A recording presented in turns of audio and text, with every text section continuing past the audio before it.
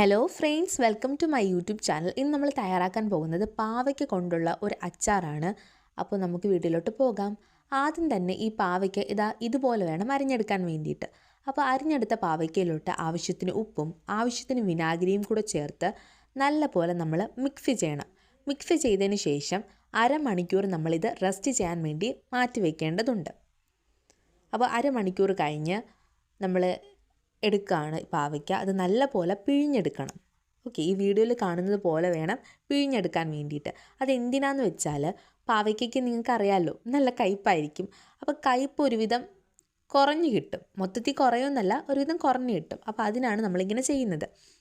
പിന്നെ പാവയ്ക്ക എത്ര പേർക്ക് ഇഷ്ടമാണെന്നൊന്ന് കമൻറ്റ് ചെയ്യണം കേട്ടോ. ഞാൻ ഒരു പാവയ്ക്ക ലവറാണ്. എനിക്ക് പാവയ്ക്ക ഭയങ്കര ഇഷ്ടമാണ്. അപ്പോൾ പാവയ്ക്കയ്ക്ക് ഒരുപാട് ഗുണഗണങ്ങളുമുണ്ട്. പ്രത്യേകിച്ച് ഇത് ബ്ലഡ് ഷുഗർ കൺട്രോൾ ചെയ്യും, വെയ്റ്റ് ലോസിന് സഹായിക്കും. പിന്നെ ധാരാളം ആൻറ്റി ഓക്സിഡൻസും വിറ്റാമിൻസും ഒക്കെ ഇതിനകത്ത് ഉണ്ട്.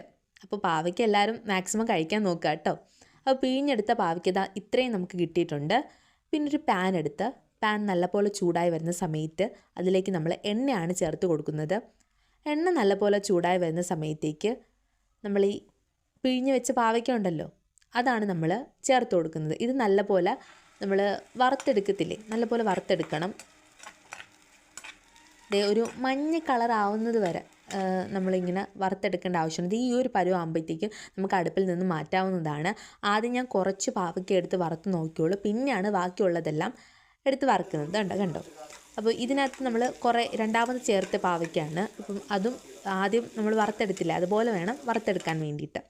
പിന്നീട് ഒരു പാൻ എടുത്ത് അതിലേക്ക് പാൻ നല്ലപോലെ ചൂടായി വരുന്ന സമയത്ത് എണ്ണ നമ്മൾ ചേർത്ത് കൊടുക്കുകയാണ്. പിന്നെ 1 ടീസ്പൂൺ കടുകാണ് നമ്മൾ ചേർത്ത് കൊടുക്കുന്നത്. പിന്നീട് കടുക് നല്ലപോലെ പൊട്ടി വരുന്ന സമയത്ത് അതിലേക്ക് ആവശ്യത്തിനുള്ള വെളുത്തുള്ളിയാണ് ചേർത്ത് കൊടുക്കുന്നത്. പിന്നീട് അരിഞ്ഞു വെച്ച ഇഞ്ചി, അതുപോലെ തന്നെ ഇത് നല്ലപോലെ ഇളക്കി ഇതിൻ്റെ പച്ചമണം മാറി വരുന്ന സമയത്താണ് നമ്മൾ ബാക്കിയുള്ള ചേരുവകൾ ചേർത്ത് കൊടുക്കുന്നത്. ബാക്കിയെന്ന് വെച്ചാൽ പച്ചമുളക്, 2 പച്ചമുളക് വട്ടത്തിലരിഞ്ഞതും പിന്നെ കറിവേപ്പിലയും ചേർത്ത് കൊടുത്ത് നല്ല പോലെ നമ്മൾ ഇളക്കുക. ഇത് നല്ല പോലെ ഒരു പച്ചമുളക് മാറി വരുന്ന സമയം, ഈ ഒരു സമയത്ത് നമുക്ക് 1/2 ടീസ്പൂൺ മഞ്ഞൾപ്പൊടിയാണ് നമ്മൾ ചേർത്ത് കൊടുക്കുന്നത്. പിന്നീട് നമ്മൾ 2 ടേബിൾ സ്പൂൺ മുളക് പൊടി ചേർത്ത് കൊടുക്കുക. പിന്നീട് അതിലേക്ക് ആവശ്യമായ കായപ്പൊടി എന്നിവ ചേർത്ത് കൊടുത്ത് നല്ല പോലെ നമ്മൾ ഇളക്കുക. നല്ല പോലെ ഈ വീഡിയോയിൽ കാണുന്നില്ലേ, അതുപോലെ നല്ല പോലെ നമ്മൾ ഇളക്കണം. പിന്നീട് നമ്മൾ അടുത്തതായി ചേർക്കുന്നത് ആവശ്യത്തിന് പഞ്ചസാരയാണ് നമ്മൾ ചേർത്ത് കൊടുക്കുന്നത്. 1 സ്പൂൺ ചേർത്താൽ മതിയാകും. പിന്നീട് ആവശ്യത്തിന് വെള്ളവും കൂടെ ചേർത്ത് നല്ല പോലെ വേവിക്കാൻ വയ്ക്കുക. ഇത് നല്ലപോലെ തിളച്ചൊക്കെ വരുന്നുണ്ട്.